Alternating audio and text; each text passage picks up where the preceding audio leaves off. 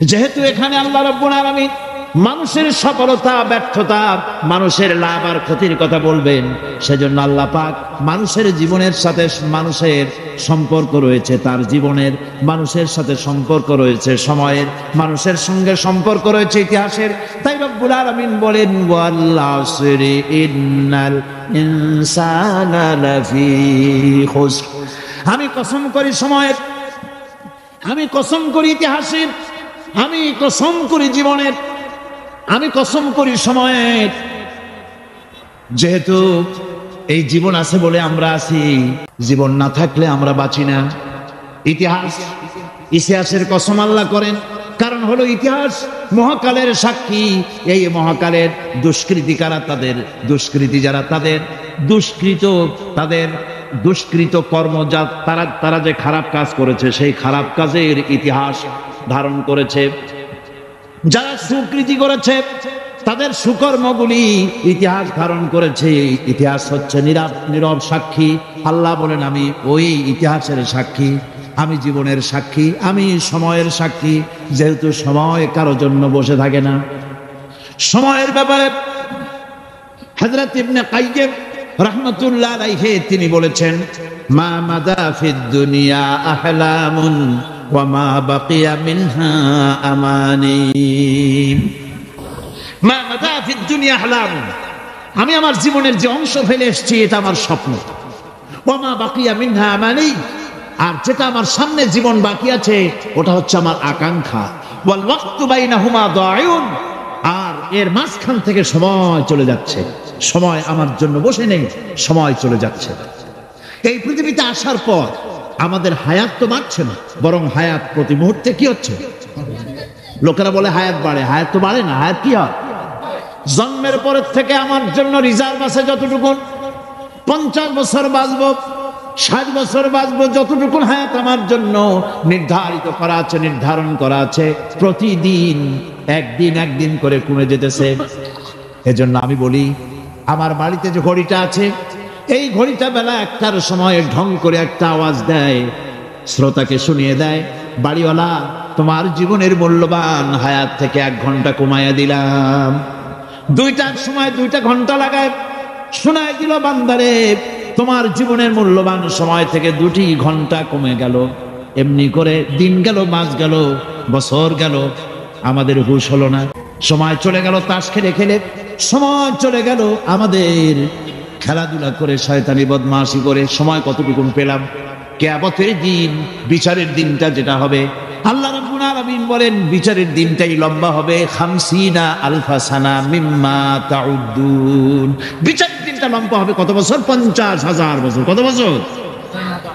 দুনিয়ায় যেভাবে তুমি হিসাব করো, দুনিয়ার গণনা অনুযায়ী হাসরের বিচারের দিনটা হবে 50,000 বছরের মতো লম্বা। এক কিতাবে দেখেছি, তিনি লিখেছেন হিসাব করে কিয়ামতের ওই দিনটার হিসাবে 50,000 বছর একটা দিন লম্বা। ওই হিসাবে পৃথিবীতে যারা 60 বছর বাঁচলো, সে যেন আখিরাতে 2 মিনিট দুনিয়ায় বাঁচলো। চিন্তা করেছে? মাত্র 2 মিনিট। 60 বছর যারা হায়াত পেল, 2 মিনিট বাঁচলো। এই 2 মিনিটের জন্য কত হাঙ্গামা, কত মারধর, কত সন্ত্রাস, ক্ষমতার জন্য লড়াই, ত্যান করেঙ্গে ত্যান করেঙ্গে, লাঠি কে আন্দার মুগুর ভরেঙ্গে, শক্তির ঠেলায় অস্থির। আমার বন্ধুগণ, সময় চলে যাচ্ছে স্রোতের মতো করে, কারোর জন্য সময় অপেক্ষা করতেছে না। আমাদের মৃত্যু প্রতি মুহূর্তে কাছে চলে আসতেছে। এই জন্য শায়ের বলেছেন আগাহ আপনি মৌত সে হুই বশর নেহি, আগাহ আপনি মৌত সে হুই বশর নেহি, সামা সো বরস কে হ্যাঁ পল কি খবর নেহি। মৃত্যু সম্পর্কে আমাদের কারো জানা নাই। যে কোনো মুহূর্তে মৃত্যু আমাদের কাছে এসে যেতে পারে, মৃত্যু সম্পর্কে কিছুই জানা নাই। অথচ প্রতি মুহূর্তে আমরা মৃত্যুর দিকে এগিয়ে চলছি। প্রতি মুহূর্তে অতীত হয়ে যাচ্ছে। এই যে আমি মাহফিলে বসছিলাম প্রথম এসে, ওইটা কি এখনো বর্তমান আছে? এই যে বর্তমান কথা বলছি, এটা অতীত হয়ে যাচ্ছে। সুতরাং বর্তমান কাল নাই। আল্লাহ পাক আল আসরে সময়ের কসম করে বলছেন, যদি আমরা চিন্তা ভাবনা করি তাহলে আমরা লক্ষ্য করব আমাদের আসল মূলধন সময়। আসল মূলধন কি? জীবনের আসল মূলধন কি? সময়। ইমাম রাজি রহমতুল্লাহ আলাইহি এই পর্যায়ে এক বুজুর্গের ব্যক্তির কথা তিনি আলোচনা করেছেন। তিনি বলেছেন যে একটা লোক তিনি সূরা আল আসর এর ব্যাখ্যা তিনি বুঝতেছিলেন। ব্যাখ্যা এই মাথার মধ্যে ঘুরপাক খাচ্ছিল এর ব্যাখ্যা। একবার তিনি বাজারে ঢুকলেন, তারপরে তিনি শুনতে পেলেন বাজারের এক প্রান্ত থেকে একজন চিল্লায় বলতেছে, সেই ব্যক্তির উপরে রহম করো যার পুঁজি গলে যায়, সেই ব্যক্তির উপরে রহম করো যার পুঁজি গলে যায়। উনি চিন্তা করলেন পুঁজি এবার গলে কেমন? উনি দৌড়ে গেলেন, যায় দেখেন যে যে ব্যাটা চিল্লাচ্ছে সে হচ্ছে বরফ বিক্রেতা। কি বিক্রেতা? বরফ, বরফ, আইস। এখন এই বরফ বিক্রেতা সে চিল্লায় বলতেছে, সেই ব্যক্তির পরে রহম করো যার পুঁজি কি গলে যায়। সূর্যের তাপ বাড়তেছে আর বরফ গলে যাচ্ছে। সে বোঝাতে চাচ্ছে যে আমার এই বরফটা জমাট থাকা অবস্থায় তোমরা কেউ কেনো, যেহেতু আমার পুঁজি তো এর মধ্যে আমি ইনভেস্ট করেছি। এটা যদি পানি হয়ে যায় তো পানি তো কেউ কিনবে না, এটা তো যেখানে সেখানে পাওয়া যায়। বরফ পাওয়া যায় না বলেই তো আমি বরফ কিনে আনছি। তোমরা আমার প্রতি দয়া করো, তাড়াতাড়ি করে বরফটা কিনে নিয়ে যাও। ইমাম রাজি রহমতুল্লাহ আলাইহি বলেন, বুজুর্গ ব্যক্তি চিৎকার মেরে বললেন, আল্লাহু আকবার, আমি কিন্তু এই বরফ বিক্রেতার ঘোষণার মধ্য দিয়ে সূরা আল আসরের তাফসীর আমি বুঝে ফেলেছি। তার মানে হলো বরফ বিক্রেতা যেভাবে বলতেছে সেই ব্যক্তির উপরে রহম করো যার পুঁজি গলে যায়, আমারও তো একটা পুঁজি আছে, ওই পুঁজির নাম হায়াত। প্রতি মুহূর্তে আমারও পুঁজি তো গলে যেতেছে, আমার পুঁজি তো গলে যায়, প্রতি মুহূর্তে কমে যেতেছে। আহারে, এই পুঁজি যে গলে গেল ধরে রাখতে পারলাম না, এই জন্য কিছুই তো করতে পারি নাই। সূরা আল আসরের ভিতরে মানুষের আয়ুষ্কাল দেওয়া হয়েছে বরফ গলে যাওয়ার মতো দ্রুত, সে আয়ু কমে যাচ্ছে। একে যদি নষ্ট করে ফেলা হয়, ভুল কাজে ব্যয় করা হয়, সেটাই হচ্ছে মানুষের মূল ক্ষতি। মানুষের মূল ক্ষতি। ব্যবসায় ক্ষতিগ্রস্ত হয়েছে, এটা মূল ক্ষতি নয়। স্বাস্থ্য হারাইছে, মূল ক্ষতি নয়। রাজনীতিতে ব্যর্থ হয়েছে, মূল ক্ষতি নয়। জীবনে মন্ত্রিত্ব হারাইছে, মূল ক্ষতি নয়। মূল ক্ষতি প্রতি মুহূর্তে সময় নষ্ট হচ্ছে, এটাই মূল ক্ষতি।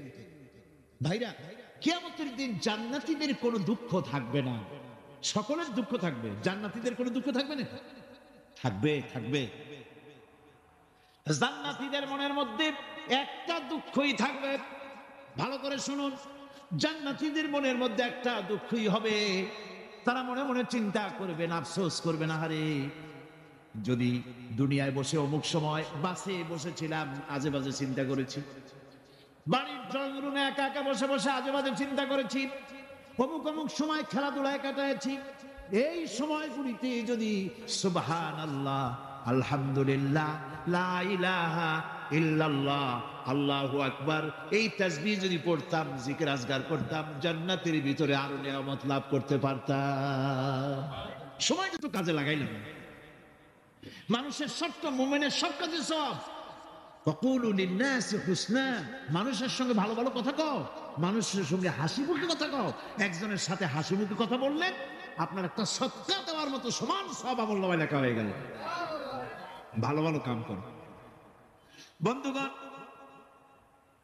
সময় দ্রুত গতিতে চলে যাচ্ছে, মানুষের জীবন ক্ষতিগ্রস্ত হচ্ছে। ক্ষতি থেকে বাঁচতে পারবে 4টা গুণ যার মধ্যে আছে, বাকি সব ক্ষতিগ্রস্ত হয়ে যাবে। আমার ভাইয়েরা, এই কথাগুলি বলে আল্লাহ পাক যেন এরকম একটা দৃষ্টান্ত দিলেন। আপনি যদি পরীক্ষার হলে গিয়া দেখেন ছাত্ররা পরীক্ষা দিতেছে, পরীক্ষার জন্য নির্ধারিত সময় কতটুকু? 3 ঘন্টা। 3 ঘন্টা। আপনি গিয়ে দেখলেন কোন একজন পরীক্ষার্থী পরীক্ষা দিতে গিয়ে আর একদিকে তাকায় আছে, আকাশের তারা গুনতেছে, অথবা সে গল্প করতেছে, অথবা পরীক্ষা বাদ দিয়ে আজে বাজে কিছু লিখতেছে। আপনি যেমন তাকে, ওই ছেলেটাকে আনবো না, গাফেল ছেলেটাকে ঘড়ির দিকে তাকায় বলেন, এই ছেলে ওই ঘড়ির দিকে তাকাও, দেখো তোমার সময় কিন্তু চলে যেতেছে মাত্র 1 ঘন্টা, আর তুমি সময় নষ্ট করতেছো। আল্লাহ যেন স্নেহ পরবশে তাম পৃথিবীর গোলামদেরকে, বান্দাদেরকে আঙ্গুল নির্দেশনা দিয়ে বলছেন, বান্দারা প্রতি মুহূর্তে তোর জীবনের মূল্যবান সময় চলে যেতেছে, প্রতি মুহূর্তে সময় যাচ্ছে। আল ইনসান, ইনসান বলতে শুধু মুসলমান না, ইনসান বলতে কি মুসলমান শুধু না, আল ইনসান মানব মণ্ডলী, বিশ্বের সমস্ত মানুষকে আল্লাহ বলছেন, হিন্দু, খ্রিস্টান, বৌদ্ধ, নাসারা, ইহুদি, মজুসি, মুসলমান, বিশ্বের সব মানুষকে আল্লাহ বলছেন। যেহেতু আল্লাহ স্রষ্টা, মানুষের ব্যাপারে সার্বিক কল্যাণময় কথা কে বলতে পারেন? কে বলতে পারেন? সে আল্লাহ রাব্বুল আলামিন বলছেন, সময় চলে যাচ্ছে ও পৃথিবীর মানুষেরা। এই মানুষ বলতে আল্লাহ রাব্বুল আলামিন কোন ব্যক্তি, কোন গোষ্ঠী, কোন জাতিকে বলেন নাই, বলেছেন সমগ্র মানবতাকে। কোরআনের লাভের কথা যখন বলা হয় তখন জন্ম থেকে মৃত্যু পর্যন্ত, আখিরাত পর্যন্ত, কিয়ামত পর্যন্ত, ক্ষতিটাও জন্ম থেকে শুরু করে মৃত্যু পর্যন্ত, কিয়ামত পর্যন্ত ক্ষতিটা। এই ক্ষতি থেকে বাঁচবার জন্য কোরআনে কারিমে বিভিন্ন জায়গায় এই খাসারা শব্দ ব্যবহার করা হয়েছে। আল্লাহ রাব্বুল আলামিন বলছেন, ওয়ামান খাফফাত মাওয়াজিনুহু ফাউলাইকাল্লাযীনা খাসিরু আনফুসাহুম বিমা কানু বিআয়াতিনা ইয়াযলিমুন। যাদের পাল্লা ভারী হবে কিয়ামতে তারাই হবে সফলকাম, আর যাদের পাল্লা হালকা হবে, নেকির পাল্লা যাদের হালকা হবে তারা হবে ক্ষতিগ্রস্ত, তারা নিজেরাই ক্ষতি সাধনকারী হবে কিয়ামতের দিন। কাজে মানুষের জীবনের সমুদয় কার্যাবলীর ভালো অংশ যদি খারাপ অংশের উপরে বিজয়ী হয়, তারপরে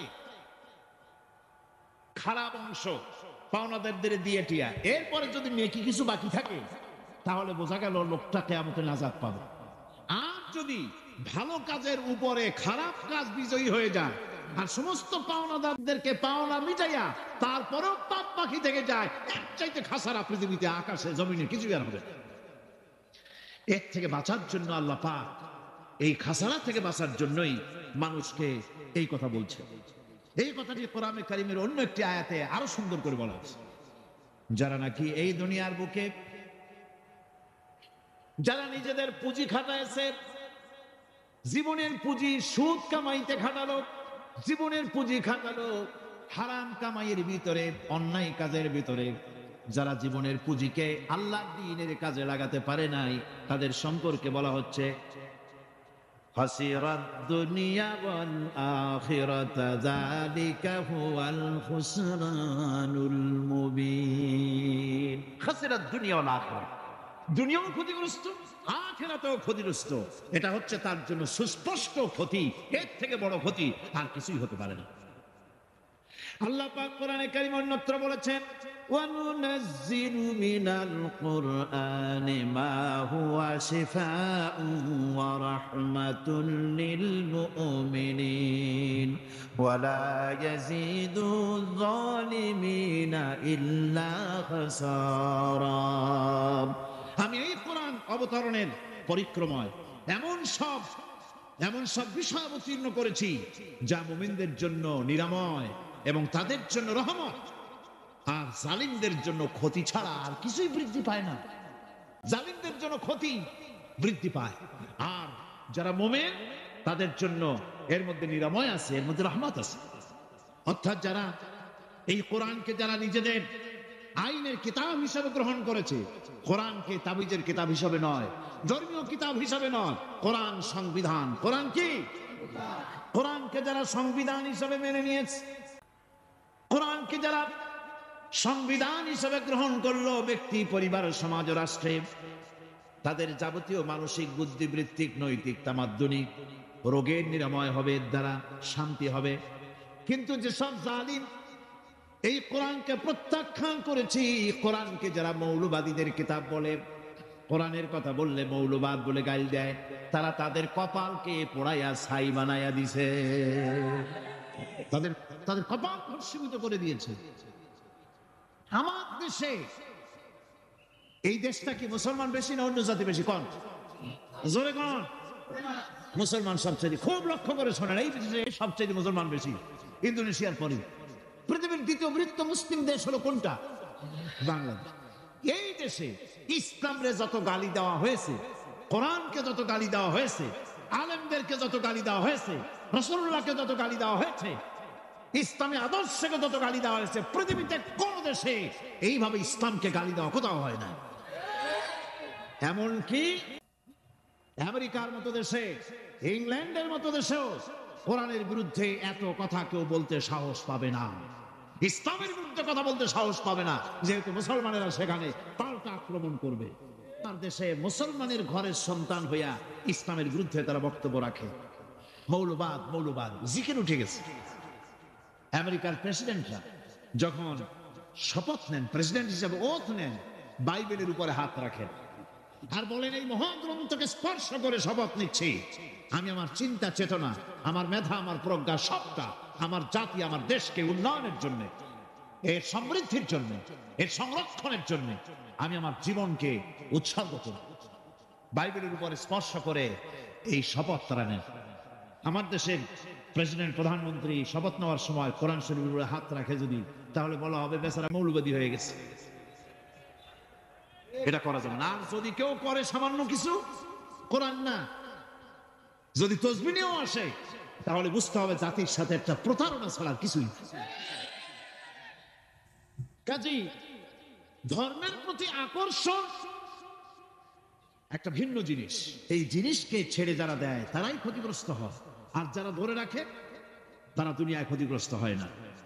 আল্লাহ পাক এখানে রাসূল করিম সাল্লাল্লাহু আলাইহি ওয়াসাল্লাম একটি হাদিস প্রণিধানযোগ্য কোরআনের ব্যাপারে। হুজুর বলেছেন, আল কোরআন হুজ্জাতুন লাকা ওয়া আলাইকা।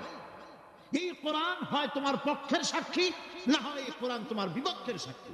আমাদেরকে পৃথিবীতে টিকে থাকতে হলে কোরআনের উপরে ভিত্তি করে আমাদেরকে বাঁচতে হবে, টিকতে হবে। কোরআনে কারিমে আল্লাহ রাব্বুল আলামিন অন্যত্র বলেছেন, কুল ইন্নাল খাসিরিনাল্লাযীনা খাসিরু আনফুসাহুম ওয়া আহলিহিম ইয়াওমাল কিয়ামাহ আলা যালিকা হুয়াল খুসরানুল মুবিন। বলো, প্রকৃত দেউলিয়া তারাই যারা কিয়ামতের দিন নিজেকে, নিজের পরিবারবর্গকে এই ক্ষতির দিকে যারা ঠেলে দেবে। ভালো করে শুনে নাও, এটি হচ্ছে সুস্পষ্ট ক্ষতি, সুস্পষ্ট দেউলিয়াপনা।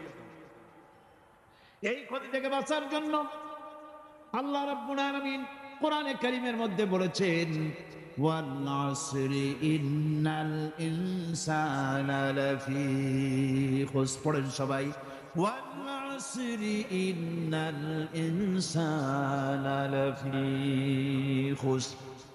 মানুষের, সমগ্র মানুষের জীবন ক্ষতিগ্রস্ত। কে বলতেছেন? গা শিউরে ওঠার কথা না, গা শিউরে ওঠে। আল্লাহ বলতেছেন ক্ষতিগ্রস্ত, ব্যর্থ। আপনি যতই মনে করেন আপনার মিল আছে, কল আছে, কারখানা আছে, মন্ত্রী, টাকা পয়সা আছে, প্রেসিডেন্ট হয়েছেন, প্রধানমন্ত্রী হয়েছেন, আপনার জীবন সফল হয়েছে, আল্লাহ বলেন না, জীবন ব্যর্থ, জীবন বিফল, জীবন ক্ষতিগ্রস্ত। তামাম পৃথিবীর সমস্ত মানুষ ক্ষতিগ্রস্ত, ব্যর্থ। 4টা কাজ করলে সফল হবে। কয়টা কাজ? জোরে বলেন, কয়টা কাজ? ইল্লাল্লাযীনা আমানু ওয়া আমিলুস সালিহাতি ওয়া তাওয়াসাউ বিল হাক্কি ওয়া তাওয়াসাউ বিস সাবর। 4টা কাজ করলে জীবন হবে সফল। এই ব্যর্থতা থেকে, এই ক্ষতি থেকে যদি বাঁচতে চাই কিনা? কারা কারা চাই দেখাই তো হাত। কারা কারা চাই ক্ষতির হাত থেকে বাঁচতে চাই? কারা? আলহামদুলিল্লাহ, হাত নামা। ক্ষতির হাত থেকে যারা বাঁচতে চান, আল্লাহ রাব্বুল আলামিন তাদের জন্য ফর্মুলা পেশ করেছেন, ইল্লাল্লাযীনা আমানু ওয়া আমিলুস সালিহাতি ওয়া তাওয়াসাউ বিল হাক্কি ওয়া তাওয়াসাউ বিস সাবর।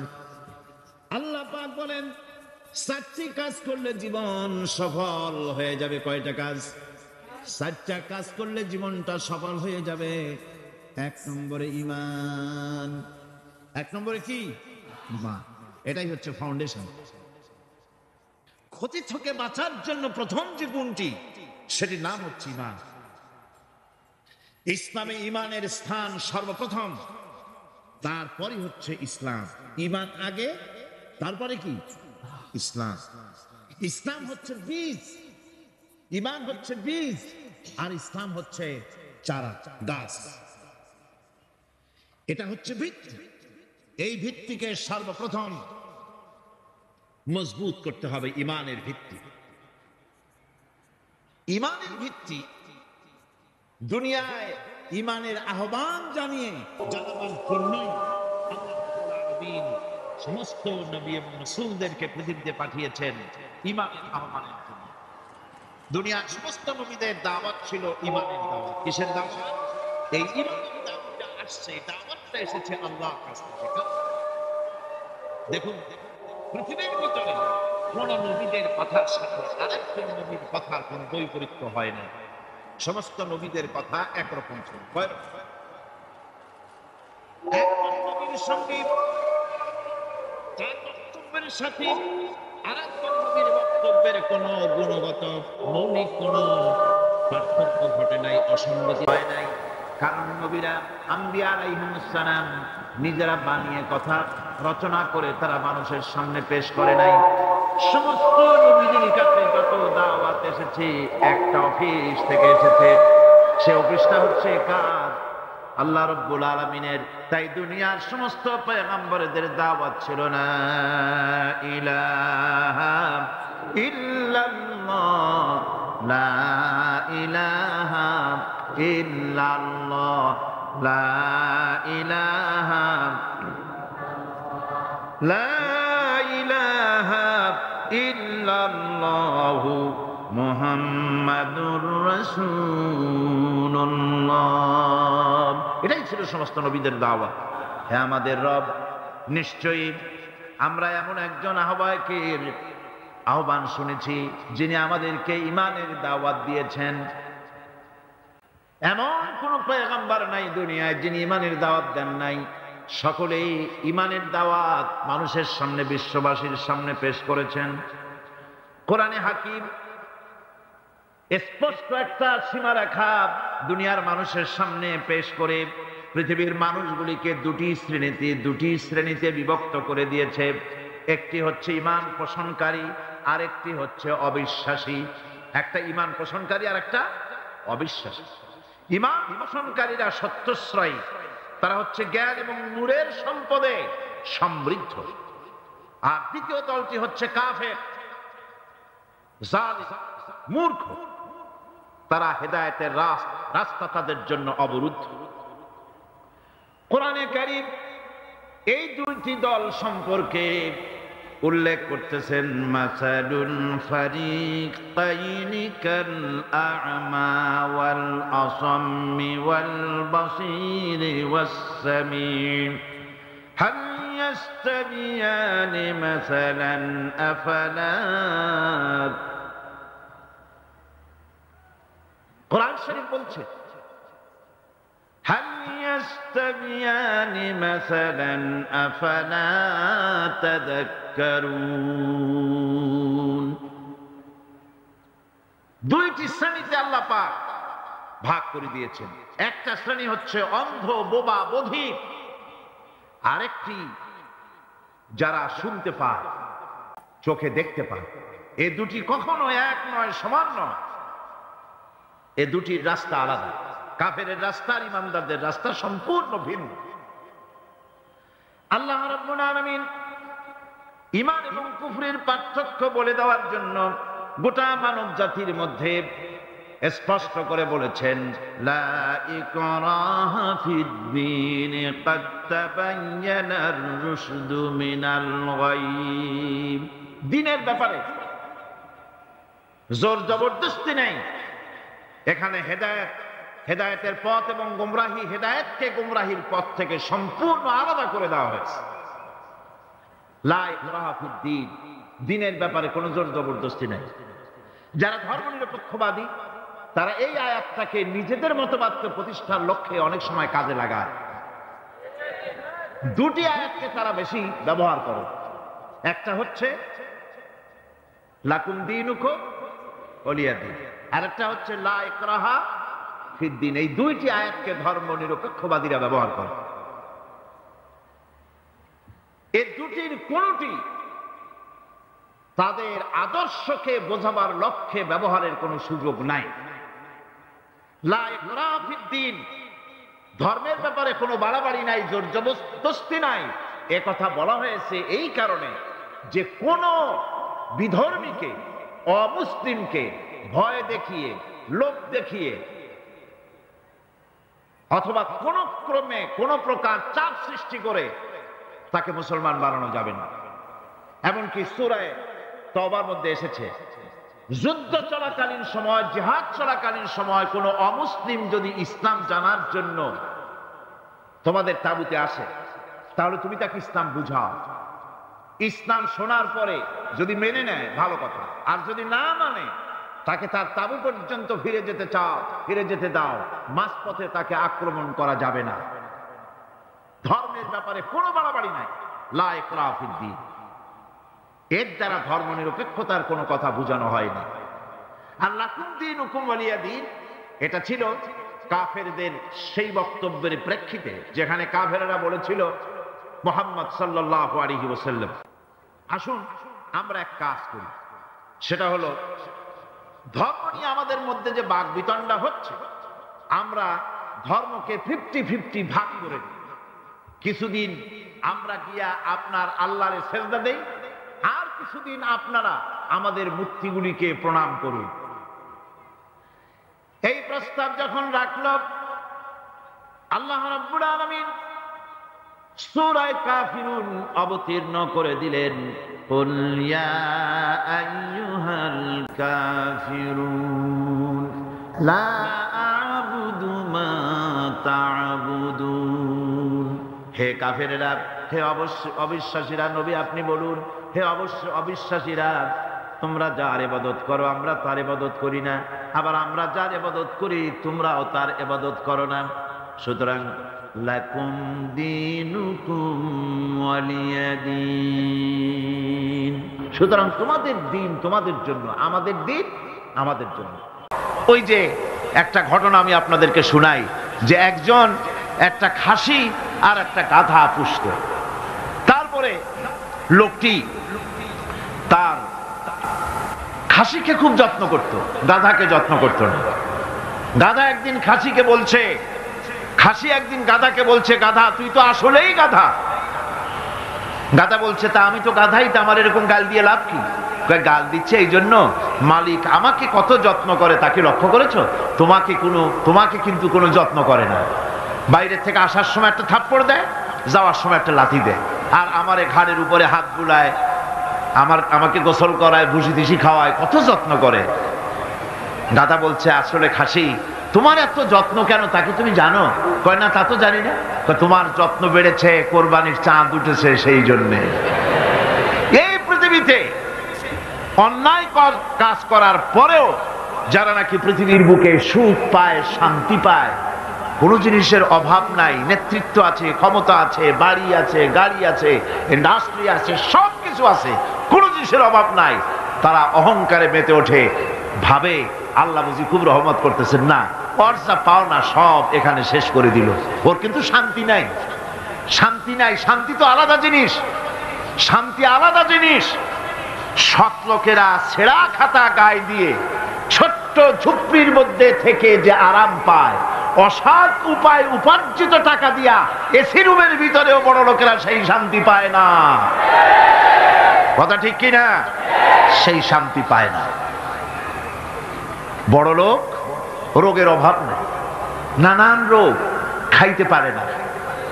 যদি পয়সার কিন্তু অভাব নাই, খাইলে কিন্তু প্রত্যেক দিন পোলাও, কোরমা, বিরিয়ানি, জর্দা, জম্মের খাওয়া খাইতে পারে, কোনো অসুবিধা নাই। কিন্তু ডাক্তার তার রুজিকে কন্ট্রোল করে দিয়েছে। ডাক্তার বলেছে খাসির চর্বি খাওয়া যাবে না, পাঙ্গাস মাছের পেটি খাওয়া যাবে না, লইট্টা ফিশ খাওয়া যাবে না।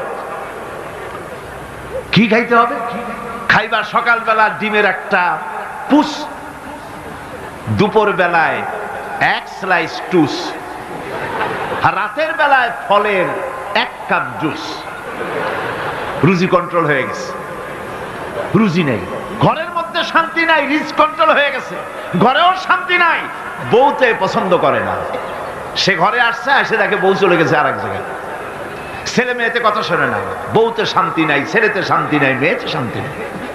শান্তি, piece of mind, piece of mind, এটা টাকায় হয় না, বাড়িতে হয় না, গাড়িতে হয় না, কিসে হয়? আলা বিযিকরিল্লাহি তাতমাইন্নুল কুলুব। আল্লাহ রাব্বুল আলামিন বলেন, একমাত্র আমার স্মরণ, আমার জিকির, আমার স্মরণ মানুষের দিলকে, অন্তরাত্মাকে ঠান্ডা করে দিতে পারে। বান্দা যখন জিকির করে আল্লাহ আল্লাহ আল্লাহু লা ইলাহা ইল্লাহু, জোরে করেন আল্লাহ আল্লাহ আল্লাহু লা ইলাহা ইল্লাহু, সুবহানাল্লাহ আলহামদুলিল্লাহ লা ইলাহা ইল্লাল্লাহ, সুবহানাল্লাহ আলহামদুলিল্লাহ লা ইলাহা ইল্লাল্লাহ, লা ইলাহা ইল্লাল্লাহু মুহাম্মাদুর রাসূলুল্লাহ। কি বলেন, এই জিকিরে মজা লাগলো না খারাপ লাগলো? খারাপ লাগলো না মজা লাগলো? আল্লাহ রাব্বুল আলামিনের নাম কোন বান্দা যদি মহব্বতের সাথে দিলের সবটুকু আবেগ নিয়ে একবার যদি কোনো বান্দা ডাক দেয় আল্লাহ, আল্লাহ নয়, কি ডাক দেয়? আল্লাহ, বলেন আল্লাহ। একবার যদি দিল থেকে উচ্চারণ করে, दिल से जुबात निकलती है असर रखती है, दिल से जुबात निकलती है असर रखती है, पर नहीं मगर ताकते परवाज रखती है। दिलेर থেকে যে কথা বের হয় সে কথা প্রভাব বিস্তার করে, ডানা নাই কিন্তু উঠতে পারে। যখন আল্লাহর গোলামেরা, আল্লাহর বান্দারা দুঃখে পড়ে, কষ্টে পড়ে, মুখ থেকে একবার যদি আল্লাহ এই শব্দ বলে যদি চিৎকার মারে, রব্বুল আলামিন 70 বার সাড়া দিয়ে বলেন, বান্দা কি চাও, আমি হাজির। শান্তিতে নয়, গাড়িতে নয়, ইন্ডাস্ট্রিতে নয়, মন্ত্রিত্বে নয়, শান্তি নাই। অসংখ্য পুলিশের পাহারায় থাকা লাগে সব সময়, শান্তি নাই। কে কোন জায়গায় দিয়ে ফুটুস করে দেয়, ভরসটে অস্থির। বন্ধুগণ, গরিব মানুষ, টাকা নাই, পয়সা নাই, সারাদিন ঠেলা গাড়ি চালাইছে, সারাদিন রিক্সা বেচ, সারাদিন কাজ করে ঘর মাত্র কলে বরে, ঘরের মধ্যে ঢুকেছে ভুসি দিয়া, মিহিন আটার ভুসি, সেই ভুসি দিয়ে রুটি বানানো হয়েছে। ওই রুটি খেতে দেওয়া হলো, বউ পাশে বসে বাতাস করতেছে, ঘাম মোছাই দিতেছে, আর একটু খাও। এরপরে যত্ন করে খাইতে দিল। গরিব মানুষ খাইয়া খুইয়া শুয়ে গেছে, ঘরের মধ্যে এসি নাই, গদি নাই, ঘরের ভিতরে তো সুখ নাই, ল্যাপ নাই, চট বিছায় দিয়েছে। বালিশটা এত শক্ত মনে হয় যেন ইটের উপরে কভার লাগানো। এই বালিশের উপরে মাথা রেখে ঘুমা শুয়ে গেল। সিডেক্সিন খাওয়া লাগে নাই, রিল্যাক্সিন খাওয়া লাগে নাই, ভেলিয়াম খাওয়া লাগে নাই, মগাডন খাওয়া লাগে নাই, ঘুমের ঔষধ একটাও খাওয়া লাগে নাই। শুয়ে এমন ঘুম দিল, নাকের আওয়াজে ট্রাকের ইঞ্জিনের আওয়াজ ফেল করে গেল। দেখছেন অবস্থা? শান্তি টাকা দিয়া পয়সা দিয়া হয় না, শান্তি দেন কে? জোরে বলেন কে? এই জন্য আল্লাহ রাব্বুল আলামিন যারা সৎকর্মশীল বান্দা হন, ওই বান্দাদেরকে মানুষেরা ভালোবাসে। সৎকর্মশীল বান্দা মাওলানা শামসুদ্দিন সাহেবের কত গাড়ি আছে, কত ইন্ডাস্ট্রি আছে, মানুষে ভালোবাসে কিনা কোন?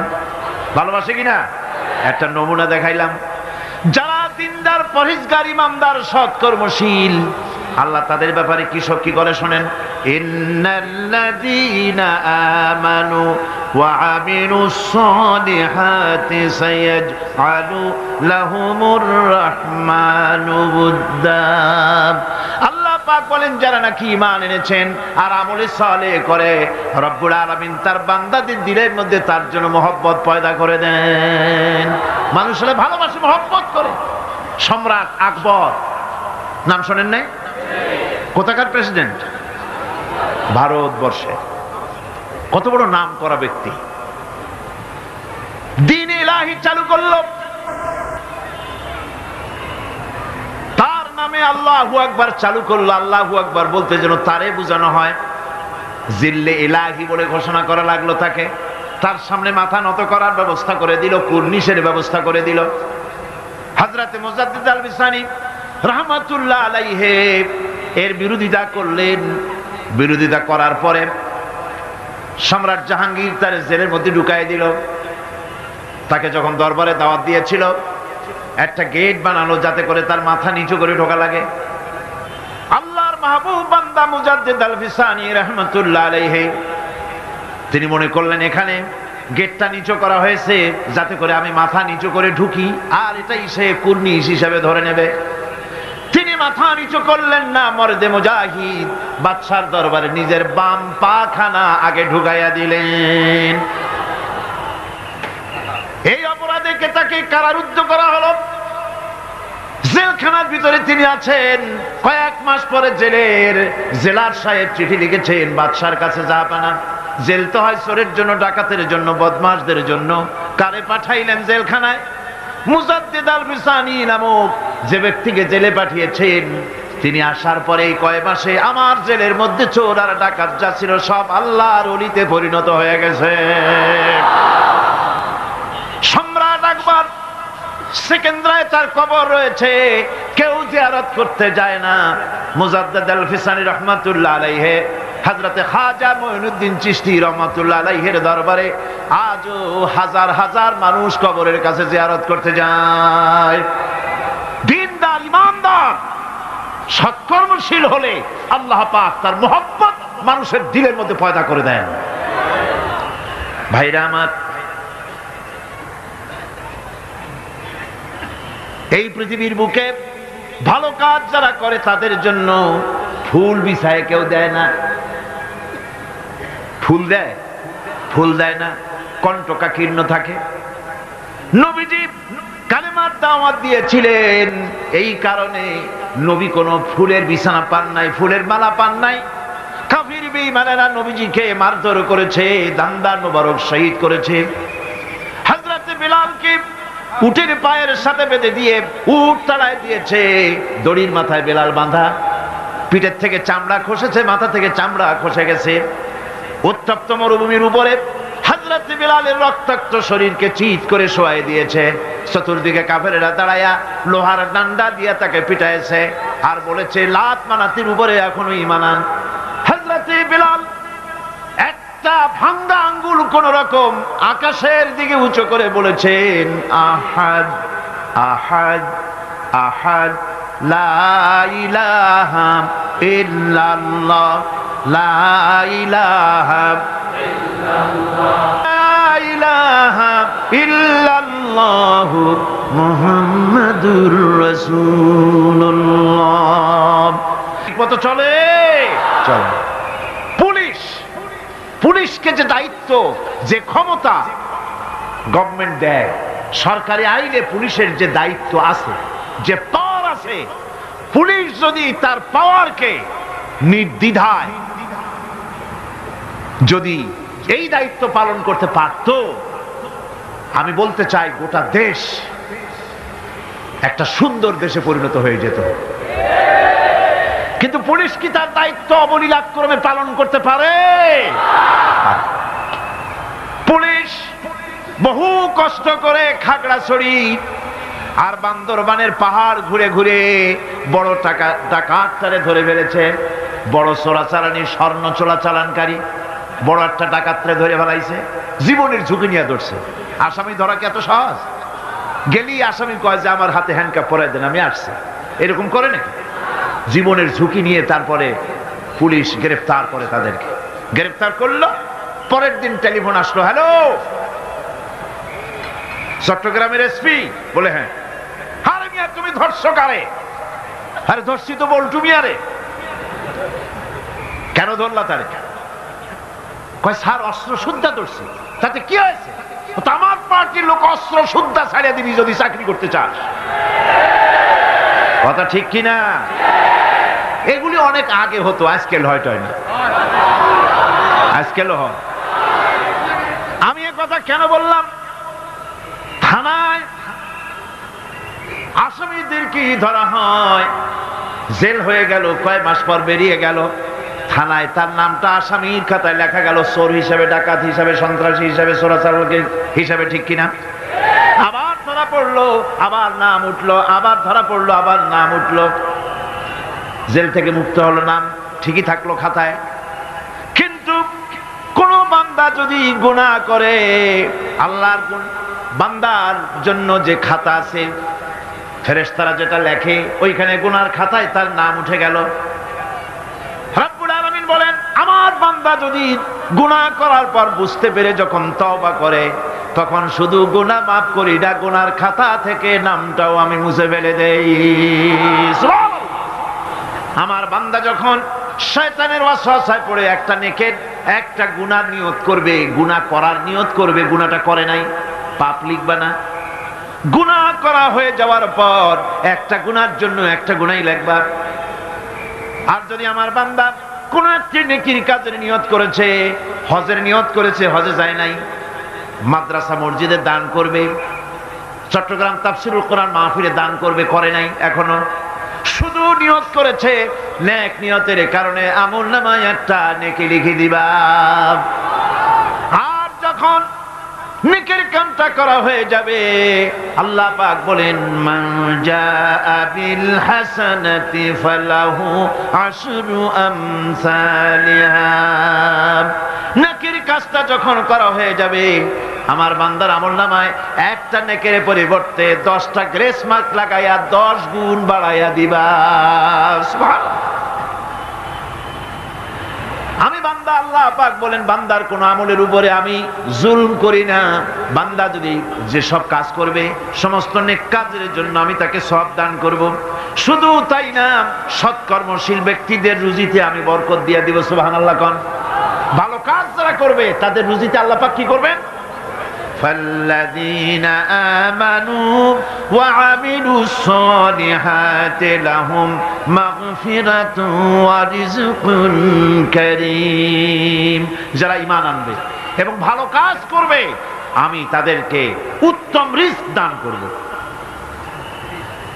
শুধু তাই নয়, আমলে সালিহ যারা করবে, সৎকর্মশীল লোকদের, তাদের জন্য রয়েছে আমার কাছে ক্ষমা, মাগফিরাত। وَإِنِّي لَغَفَّارٌ لِمَنْ تَابَ وَآمَنَ وَعَمِلَ صَالِحًا ثُمَّ اهْتَدَى।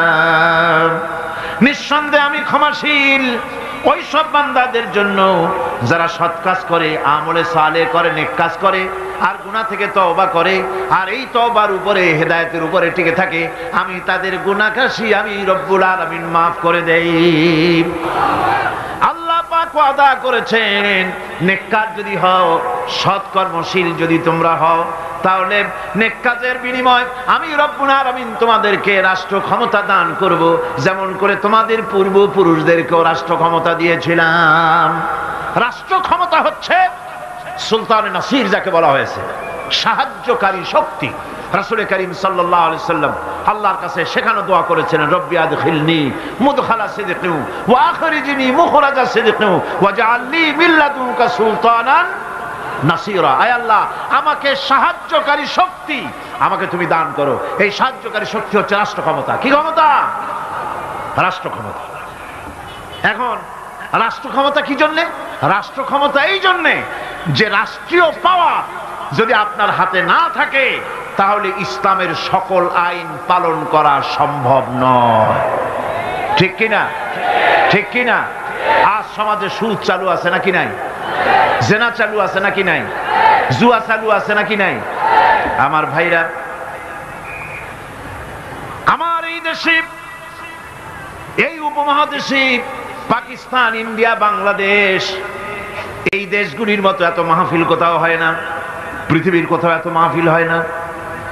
এই মাহফিলের কারণেই এই দেশের মানুষগুলি আল্লাহর মেহেরবানি, মাথায় টুপি আছে, মুখে দাঁড়িয়ে আছে, অসংখ্য মসজিদ মাদ্রাসা হয়েছে।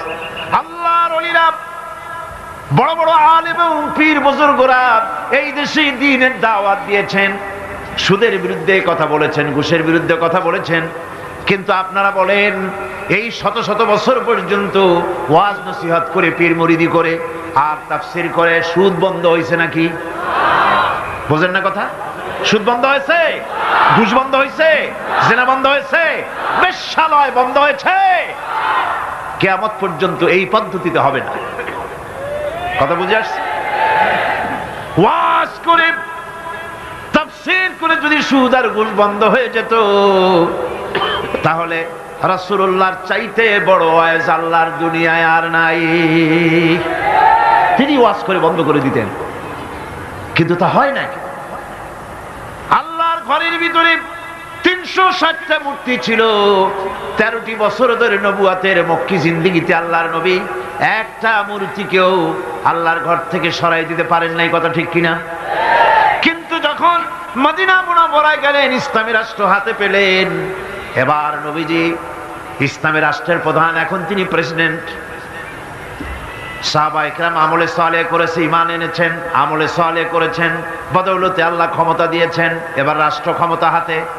রাসূলুল্লাহ মক্কা দখল করলেন, কাবার ঘরের মধ্যে প্রবেশ করলেন, হাতে একটা লাঠি ছিল, মূর্তিগুলার মাথায় আঘাত করলেন, বললেন জাআল হক ওয়া যাহাকাল বাতিল ইন্নাল বাতিলা কানা যাহুকা। সত্য সমাগত, মিথ্যা অপসৃত। সমস্ত মূর্তিগুলি ঘর থেকে বের করে দিলেন। আজ আর কারো ক্ষমতা নাই এই মূর্তি টিকাবার জন্য আগায় আসে সিনা পাইতে, যে মূর্তি ভাঙ্গেন কেন? আছে কেউ? আছে কেউ? শুধু তাই না, কাবা ঘরে ঢোকার জন্য চাবি যার কাছে থাকে সে লোকের আজ আর টাকা লাগে নাই। এর আগে রাসূলুল্লাহ ঘরের মধ্যে ঢুকতে চাইছিলেন, ঢুকতে দেওয়া হয়নি, আরো গালাগালি দেওয়া হয়েছিল। আর আজকে চাবিওয়ালা দৌড়ে আসছে, হুজুর ঘরে ঢুকবেন না, এই নেন চাবি। আল্লাহ রসুল চাবি নিলেন, ঘরের মধ্যে ঢুকলেন, মূর্তিগুলো ফালায় দিয়া আল্লাহর ঘরের বাইরে এসে চাবির রক্ষককে ডেকে বললেন, এই চাবি তোমার কাছে থাকবে, কোন জালেম ছাড়া তোমার কাছ থেকে এই চাবি কেউ নেবে না। রাহমাতুল লিল আলামিন, কি ব্যবহার তা! এই চাবি তোমার কাছেই থাকবে। লোকটি স্পষ্টই বুঝতে পারলো ইনি কোনো সাধারণ মানুষ নন, সাধারণ কোন দেশ দখলকারী বাদশা নন। নিঃসন্দেহে তিনি আল্লাহর নবী। তিনি পড়ে নিলেন লা ইলাহা ইল্লাল্লাহু মুহাম্মাদুর রাসূলুল্লাহ। আজ পর্যন্ত ওই চাবি ওই বংশের লোকের কাছেই থাকে, কারণ রাসূলুল্লাহ বলেছেন জালেম ছাড়া এই চাবি তোমার কাছ থেকে কেউ নেবে না। এখন বাদশাও চাবি নেয় না, যেহেতু হাদিস অনুযায়ী জালেম হয়ে যাবে। রাসূলুল্লাহ ঘরে ঢুকলেন, মূর্তিগুলি ভালাই দিলেন, আজ সুদ বন্ধ করে দিলেন, ঘুষ বন্ধ করে দিলেন। বাংলাদেশে কিয়ামত পর্যন্ত যদি ওয়াজ হয়, সুদ ঘুষ বন্ধ হবে না। তবে হ্যাঁ, বাংলাদেশে একটা জায়গা আছে যেখানে বসে সুদ একদিনই বন্ধ করে দেওয়া যায়। সেটা কোন জায়গা? কোন জায়গা? আপনারা খুব ভালো করে বুঝেছেন, সেটার নাম সংসদ। কিন্তু গোটা জাতির কপাল খারাপ, যারা সুদকে মায়ের সাথে জিনা করার মতো গুনাহ মনে করে, সেই লোকগুলির আধিক্য পার্লামেন্টে জাতি বানাইতে পারে নাই। যদি তা হতো,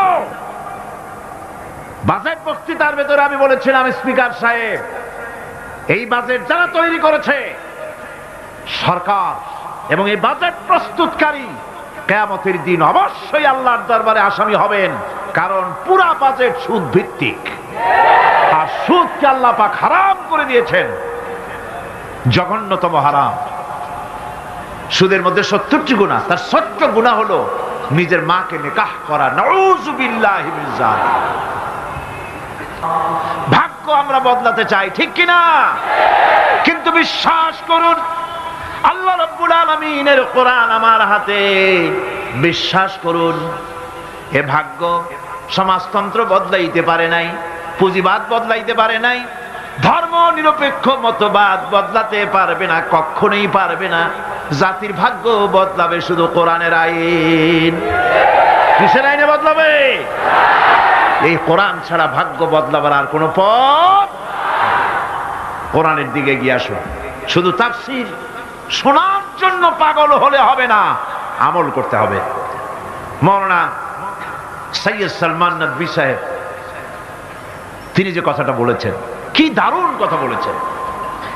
তাফসীর শুধু শুনলে হবে না, শুনে এক একজন দায়ী হয়ে যান। আপনারা কোরআনের দাওয়াতকারী হয়ে যান, বাড়ি বাড়ি ডোর টু ডোর চলে যান, মানুষকে বুঝান জাতীয়তাবাদ, পুঁজিবাদ, সমাজবাদ, ধর্মনিরপেক্ষ মতবাদ সকল বাদের পরিণতি বরবাদ।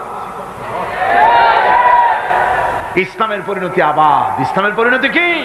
আবাদ। ইসলামের দাওয়াত দেন, কোরআনের দাওয়াত দেন, আর প্রস্তুতি গ্রহণ করুন। নির্বাচন যখন আবার আসবে কোরআনের লোকগুলো পাঠিয়ে দিবেন।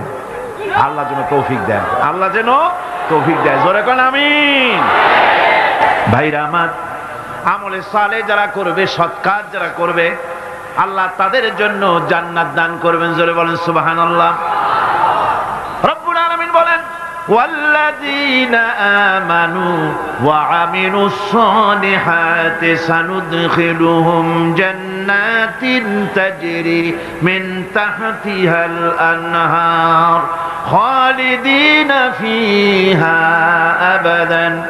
আল্লাহ রাব্বুল আলামিন বলেন, যারা ঈমান এনেছে আর যারা সৎ কাজ করেছে আমি তাদেরকে অবশ্যই জান্নাত দান করব। সুবহানাল্লাহ। এমন জান্নাত দেব যেই জান্নাতের নিচের থেকে শতত প্রবাহিত নহর প্রবাহিত রয়েছে। এত সুন্দর জান্নাত তারা পাবে। এটা হচ্ছে আল্লাহর ওয়াদা। এটা কার ওয়াদা? সৎকর্ম যদি করেন, ভালো কাজ যদি করেন, আল্লাহ পাক সৎকর্মশীলদের জন্য জান্নাত দিবেন। তারপরে আল্লাহ আবার কি বলছেন শোনেন। আল্লাহ পাক বলেন, সন্দেহ করো না, আমার কথায় কোনো সন্দেহ করো না। ওয়াদাল্লাহি হাক্কান ওয়া মান আসদাকু মিনাল্লাহি কিলা। আল্লাহর ওয়াদা অবশ্যই হক। আল্লাহর চাইতে সত্যবাদী আর কে হতে পারে? কে হতে পারে? আল্লাহর কথাগুলো বিশ্বাস হয় না। ওই যে নির্বাচনের সময় কে একজন কইল, এবার আমাকেও পাঠাও, জম্মের খাওয়া খাইবা, রাস্তাগুলা সোনা দিয়ে বানাই দেব, গরুর গাড়ি চাকার মতো জিলাপি বানাই দেবো, খাইতে গিয়ে শীত হয়ে থাকবা। মানুষেরা মহব্বতের ঠেলায় অস্থির। আরে মুসলমান, একটা শাড়িতে ভুলে যায়, একটা লুঙ্গিতে ভুলে যায়, 10টা টাকায় ভুলে যায়। আপনারা মনে কিছু নেবেন না তো? একটা ছাগলও তার দাম হয় 500 টাকা, 1000 টাকা, 2000 টাকা। কিন্তু নির্বাচনের সময় আল্লাহর বান্দাদের দাম যারা ভোট দিতে যায়, এই ছাগলের চাইতে কমে যায়। 50 টাকা, 100 টাকা বিক্রি হয়ে যায়। আপনারা কিছু মনে নিলেন না তো? রাগ করেন না, আমি দৃষ্টান্ত দেওয়ার জন্য দুঃখিত। এটা হলো বাস্তব, এটা আমাদের সমাজের বাস্তবতা। আমাদেরকে বুঝতে হবে, আমাদেরকে চিনতে হবে কার পিছনে দৌড়ায়। ও বেটা কি নামাজ পড়ে? ও তো আল্লাহর হক আদায় করে না, মানুষের হক আদায় করবে কিভাবে? ওর নামাজ নাই, ওর চরিত্র নাই, মদ খায়, বউ পর্দায় থাকে না, কিসের নেতা? নেতৃত্ব তো সেই দিতে পারে যার দিন আছে, ঈমান আছে, চরিত্র আছে, আল্লাহরে ভয় করে।